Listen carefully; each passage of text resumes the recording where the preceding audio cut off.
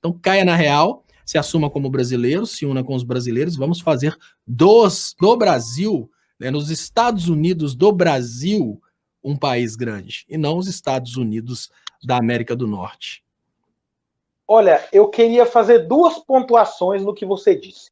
Primeiro é o seguinte, quem explica essa doutrinação que você nos expôs, que mostrou o vídeo do desenho animado, não sou eu, é Antônio Gramsci.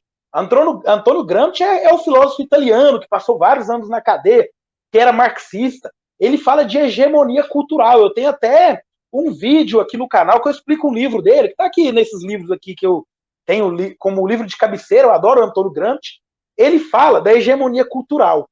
A hegemonia cultural, ela é basicamente a cultura das classes dominantes, são incutidas em toda a mentalidade proletária e das classes inferiores, a classe trabalhista, e de forma com que as pessoas não notem essa influência cultural. Você vai assistir um filme, tá lá enaltecendo o que é bom para o burguês e não para o proletário. Até que chega um ponto que o proletário ele defende os interesses da burguesia como se fossem os seus próprios interesses. E isso aí deturpa totalmente a consciência de classe.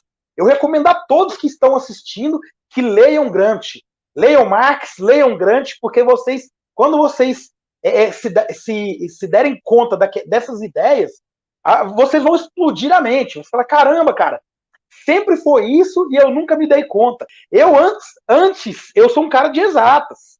Eu sempre gostei de exatas, mas a partir do momento que eu comecei a ler humanas, a minha mente explodiu, cara. Eu comecei a ver e falar, cara, eu nunca tinha pensado nisso. Isso estava sempre aí. É por isso que a Globo todo dia martela que tem que aprovar a reforma trabalhista, sendo que não faz sentido nenhum você tirar direito do trabalhador esperando que os salários vão aumentar. E se você acha que tem alguma relação, basta olhar para a escravidão. Não tinha direito trabalhista. Os salários eram altos? Não eram altos. Então não existe uma correlação lógica, mas existe uma doutrinação, existe uma hegemonia cultural que leva as nossas classes a não terem o devido sentimento de pertencimento. A Fernanda Spencer, né, uma grande conhecida minha, é parente minha, eu não vou falar para não expor ela na rede, mas ela fala que ela mora nos Estados Unidos e digo, não é toda essa coisa mesmo.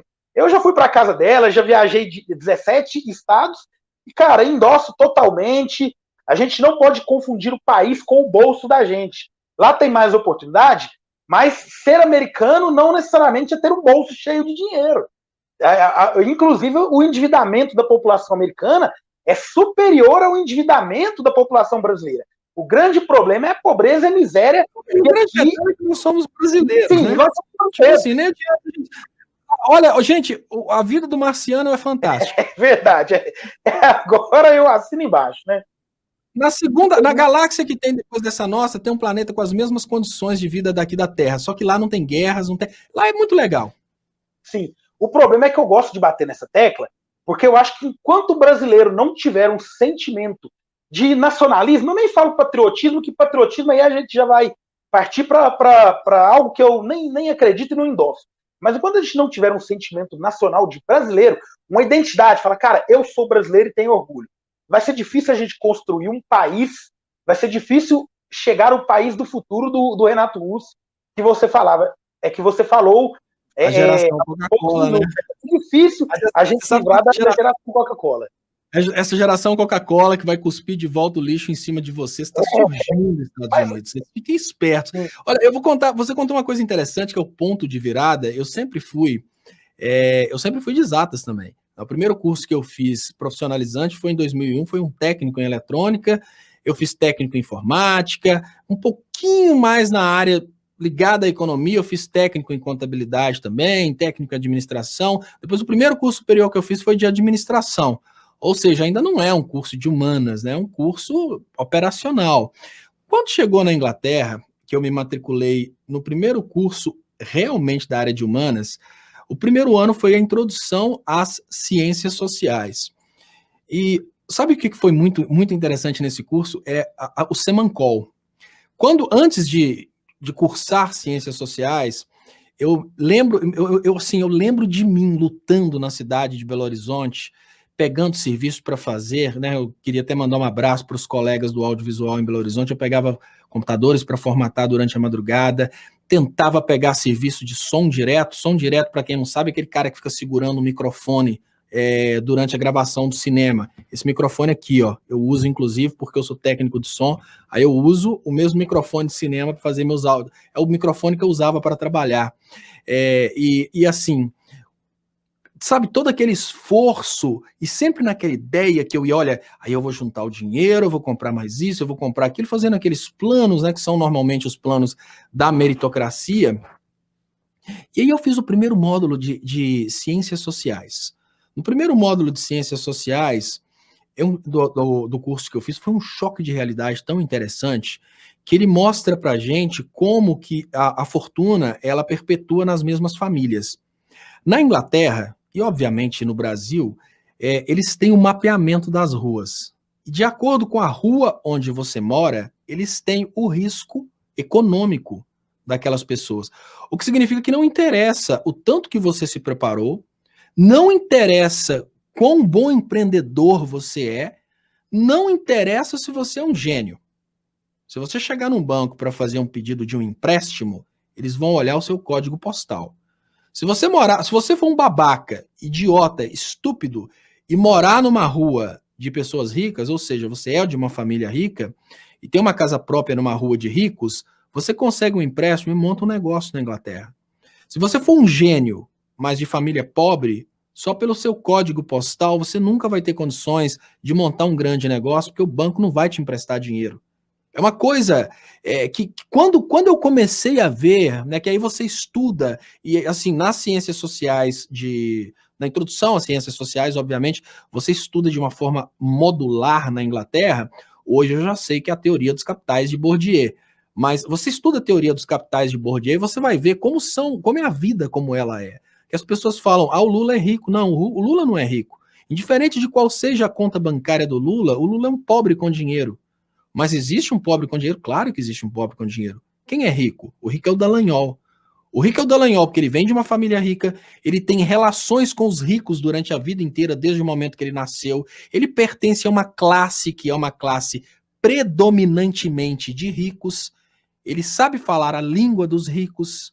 E o máximo que nós, do povo, e aí a gente já cai em uma outra banda nacional, que somos do povo, somos Zé Ninguém, o máximo que a gente consegue chegar a ser é pobres com dinheiro, se a gente esforçar demais. Então, essa teoria da meritocracia, ela cai por terra no momento que você descobre que toda a estrutura está montada para não te dar oportunidades. Então, foi aí que eu tive o ponto de virada. E olha, a partir desse momento eu comecei a dar valor à vida. Porque eu pensei, até hoje eu fui escravo do trabalho, fui escravo do sonho de ter dinheiro. Eu nunca tive nada, as coisas me tinham. E a partir do momento que eu percebi que tudo que eu estava fazendo eram idiotices para tentar ter patrimônio, e para ter esse patrimônio, obviamente, tinham várias condicionantes. E por mais que eu tivesse esse patrimônio nunca seria meu, eu seria a propriedade desse patrimônio. Eu comecei a viver melhor, eu comecei a estudar, comecei a realizar sonhos, estudar coisas que eu sempre quis estudar, comecei a dedicar, por exemplo, aí eu fiz um superior em engenharia elétrica, eu já era técnico em eletrônica, eu fiz o superior, era sonho de muito tempo, comecei a trabalhar mais feliz, porque antes eu ia para o trabalho sempre pensando, eu tenho que articular, porque eu tenho que melhorar isso, melhorar aquilo. Eu estava trabalhando na Inglaterra como técnico de som, fazia mixagens e fazia gravação de áudio. E aí coincidiu de eu voltar para a área elétrica. Comecei a trabalhar na Inglaterra como eletricista, mas com sorriso até aqui. Por quê? Porque eu já tinha noção do meu lugar. Eu tive um choque muito grande, fiquei pasmo por um certo tempo, passei a ter noção do meu lugar e passei a ter noção de qual espaço que estava reservado para mim. Não significa que é impossível ter ascensão social.